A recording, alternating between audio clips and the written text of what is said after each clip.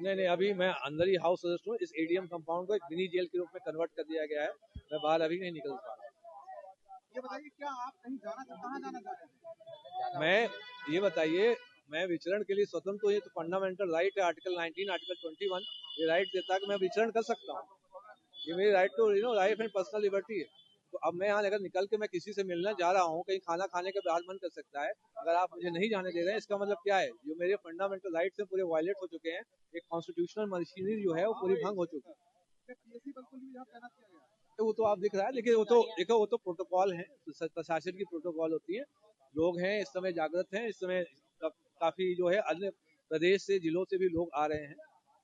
तो ऐसे में यहाँ पे जो अभी आप देखेंगे, यहीं कम से कम 50,000 लोग तो यहीं इकट्ठा हो रहे हैं धीमे धीमे करके। अगर रनिंग में देखेंगे तो ऐसे में सिक्योरिटी उन्होंने प्रोवाइड करा दें। तो ये जिलाधिकारी महोदय और कप्तान साहब जो है उनको बहुत बहुत धन्यवाद। क्या आपको ये भी डर सता है कि रात में ले जा सकते हैं? नहीं, बीच में सूचना आई थी तो मैंने उसी के क्रम में अपनी जुडिशियल प्रोटोकॉल में एक्टिवेट कर चुका हूँ कि कभी भी रात में ऐसा जो है अनटुवर्ड इंसिडेंट तो नहीं, लेकिन मुझे कहीं अज्ञात स्थान पे ले जाया जा सकता था।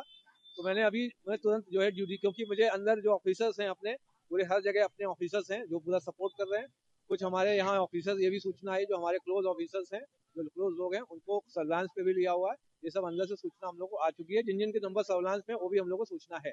हमारे तो जितने भी पूरे सबके नंबर जो है सर्विलांस पे हैं।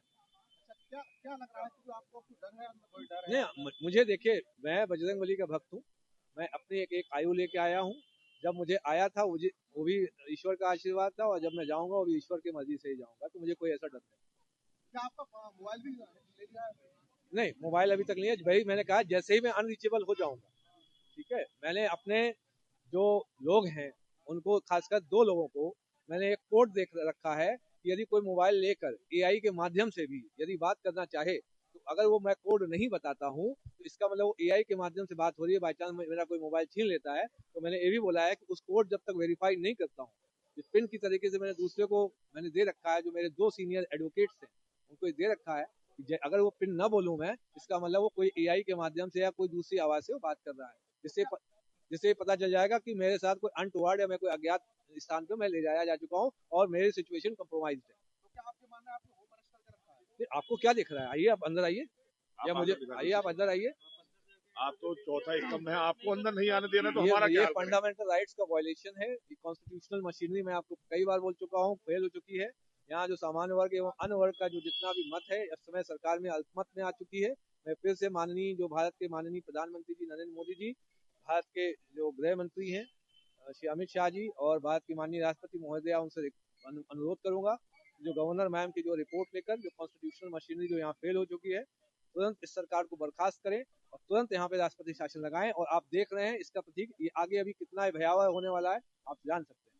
अच्छा, आप सुबह से शाम तक डीएम साहब से बात करना चाह रहे हैं? मैं 2 बार जिलाधिकारी महोदय से वार्ता करने गया था, क्योंकि कल की जो घटना हुई थी, जो उसमें एक स्टेटमेंट बोला गया था, जो डीएम सर से जो है फोन पे कोई व्यक्ति बात करके जो हड़का रहा था और तेजी आवाज में चिल्ला रहा था, ये साला पंडित पागल हो गया है, इसको यहीं रखना, इसको रात में निकलने मत देना।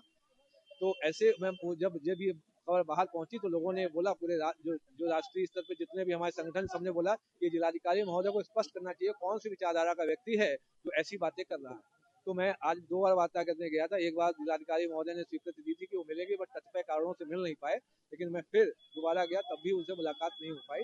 तो अभी फिर मैं जब भी निकलने का मौका मिलेगा, मैं फिर उनसे मिलने जाऊंगा। सुबह की क्या रणनीति रहेगी? सुबह की रणनीति अभी तो हाउस अरेस्ट है, सुबह देखते हैं ये लोग क्या डिसाइड करते हैं। जिलाधिकारी महोदय से मैं मिलने जाऊंगा।